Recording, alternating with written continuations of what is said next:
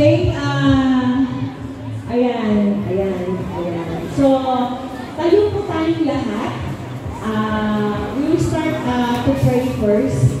Ayan, dito po kayo sa harapan. Ayan, so, lahat po ng mga nandito na, dito po kayo dito sa harapan, tayo po ay mananalangin muna. Sabi nga sa Matthew 6:33, seek ye first the kingdom of God, and everything shall be added unto us. Ayan. So, ating pagdiliwan ngayon sa atin na to, lagyan natin din sa unang Panginoon. Amen? Ayan. So, para tagumpay tayo sa mga gagawin